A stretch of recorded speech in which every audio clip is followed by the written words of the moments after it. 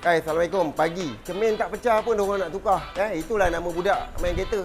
Kita tak boleh pertikaikan. Betul-betul guys. Ini, orang dah ajar GK ni. Cermin ori hitam ni. Ini kerja orang kata dah selalu buat dah. So, kita buka belakang kiri kanan dengan depan kiri kanan ni. Nak tengok? Mari.